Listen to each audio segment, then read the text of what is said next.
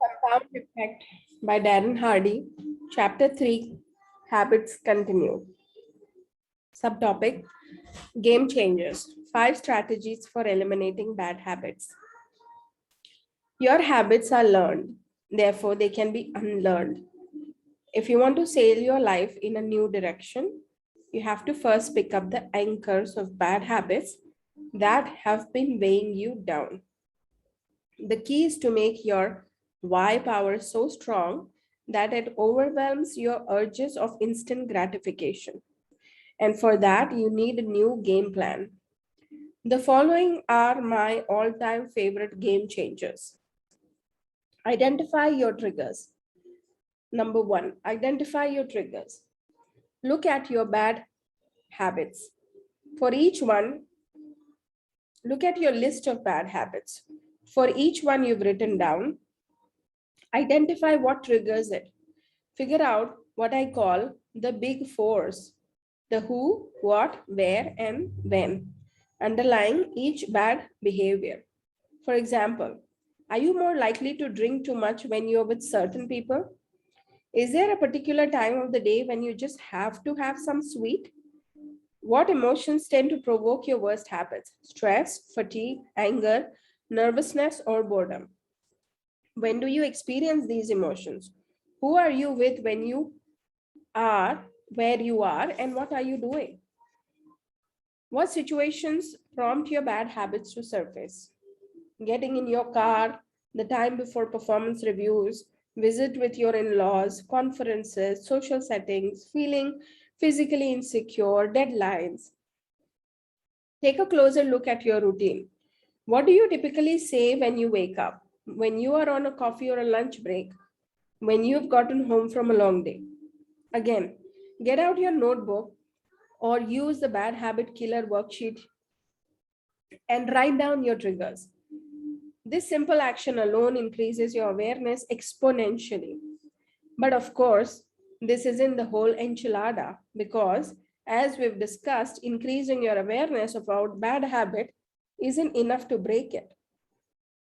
Number two, clean house. Get to scrubbing, and I mean this literally and figuratively. If you want to stop drinking alcohol, remove every drop of it from your house and your vacation house if you have one.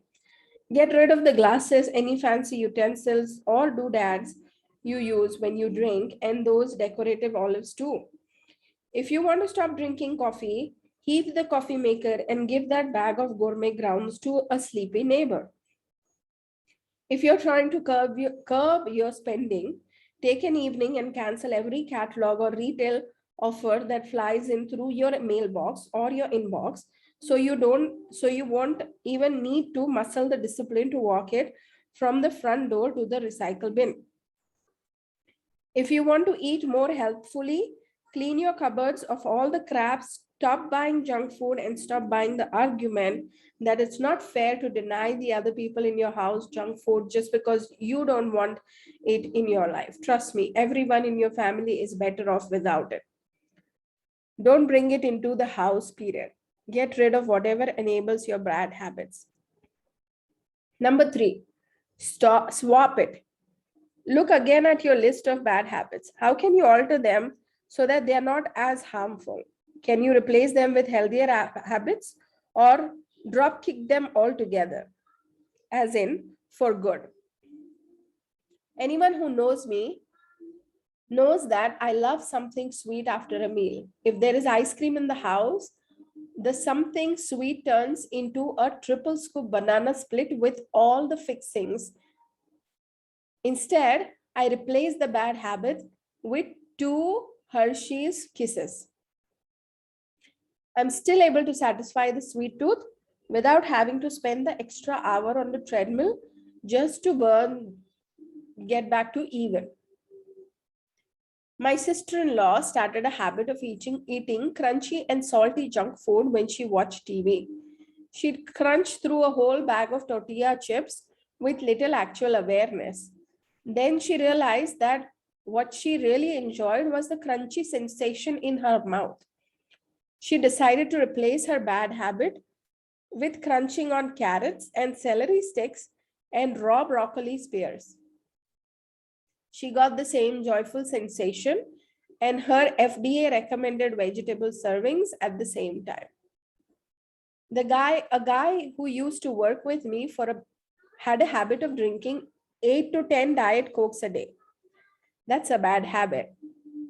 I suggested it replace them with low sodium carbonated water, adding fresh lemon, lime, or oranges. He did this for about a month before realizing he didn't need the carbonation at all and switched to just plain water. Play with this and see what behaviors you can replace, delete, or swap out. Number 4, ease in. I live near the Pacific Ocean. Whatever I get in the water, I get my ankles acclimate first, then walk in up to my knees, and then my waist and chest before taking the plunge. Some people just run and dive in and get it over with. Good for them. Not me. I like to ease my way, probably residual trauma from my childhood, as you'll see in the next strategy. For some of your long-standing and deep-rooted habit, it may be more effective to take small steps to ease into unwinding them.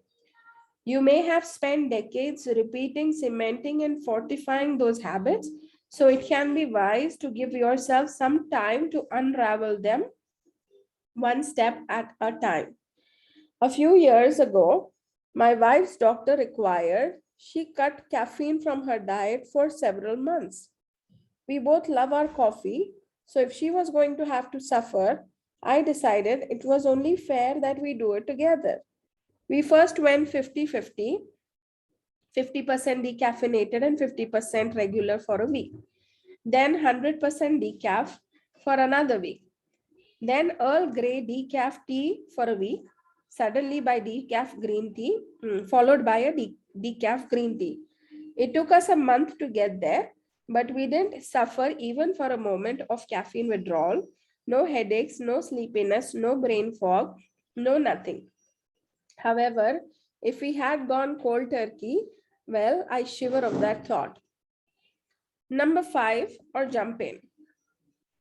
Not everyone is wired the same way. Some researchers have found that it can be paradoxically easier for people to make lifestyle changes if they change a great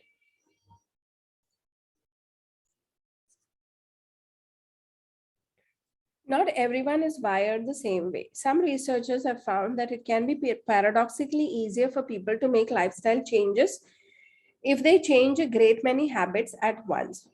For example, pioneering cardiologist Dr. Dean Ornish found he could reverse people's advanced heart disease without medication or surgery with dramatic lifestyle changes. He discovered they often found it easier to say goodbye to almost all the bad habits at once.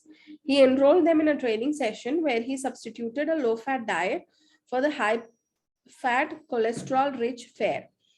The program included exercise, getting them off their couches and walking or jogging, as well as stress reduction techniques and other heart-healthy habits. Amazingly, in less than a month, these patients learned to let go of a lifetime of bad habit and embrace new ones, and they went on to experience dramatic health benefits after a year as a result. Personally, I find this to be an exception, not the rule, but you'll have to figure out the strategy that works best for you. When I was a kid, my family camped at a little known spot called Lake Rollins. The lake, situated not far from the Sierras of Northern California, is fed from glaciers that melt from atop the mountain of Lake Tahoe. The water is ridiculously cold. Every day we were there, my dad insisted that I water ski in the polar pond. All day I would be quietly anxious about the dreaded call to go in. I love to water ski. I just hated getting in the water. A slight conflict of interest because, of course, there was no separating one from the other. Dad made sure that I never missed my turn, sometimes by actually physically throwing me in. After a dozen or so excruciating seconds of near hypothermia, I always found the water refreshing and rejuvenating. My anticipation of getting in the water was actually worse than the reality of jumping in. Once my body acclimated, water skiing was a blast. And yet, I went through the cycle of dread and relief each and every time. That experience isn't unlike that of suddenly dropping or changing a bad habit. For a short while, it can feel excruciating or at least quite uncomfortable. But just as the body adjusts to a changing environment through a process called homeostasis, we have a similar homeostatic ability to adjust to unfamiliar behavior changes. And usually, we can regulate ourselves physiologically and psychologically to new circumstances quite quickly. Sometimes wading in just won't do. Sometimes you really have to jump in. I want you to ask yourself, where can I start slow and hold myself accountable? And where do I need to take that bigger leap? Where have I been avoiding pain and discomfort when I know deep down that I'll adapt in no time if I just go for it? One of my former partners has a brother who was a beer guzzling, bar brawling, life of a party alcoholic. He drank at lunch, with dinner, after dinner, and all weekend long. One day he was at a wedding for a former college roommate when he saw his friend's brother, who was 10 years older than both of them, but looked 10 years younger. He watched the man dance, laugh, and play during the wedding, exuding a vitality he hadn't felt in many years. He made a decision on the spot that he would never touch a drop of alcohol again. Cold turkey. That was it, never again. And he hasn't in more than 6 years. When it comes to changing bad habits at home, I am a toe dipper. But in my professional life, I find that taking the big plunge is far more effective. Whether committing to a new business or dealing with potential new clients, partners, or investors, toe dipping usually doesn't cut it. Each time I think of Leigh Rollins and know it will be painful at first, but I remember that within little time it will be exhilarating and well worth the temporary discomfort. Run a wise check. I'm not suggesting you cut out every bad thing in your life. Most everything is good in moderation. But how can you tell whether a bad habit is becoming the boss of you? I believe in testing my vices. Every so often, I go on a vice check. I pick one vice and check to be sure I'm still the alpha dog in our relationship. My vices are coffee, ice cream, wine, and movies. I already told you about my ice cream obsession. When it comes to wine, I want to be sure I'm enjoying a glass and celebrating the day, not drowning a bad mood. About every 3 months, I pick up one vice and abstain for 30 days. This probably stems from my Catholic led upbringing. I love proving to myself that I'm still in charge. Try this yourself.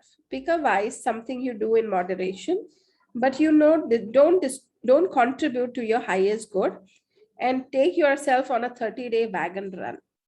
If you find it seriously difficult to abstain for those 30 days, you may have found a habit worth cutting out of your life. Thank you for listening to The Compound Effect. See you tomorrow.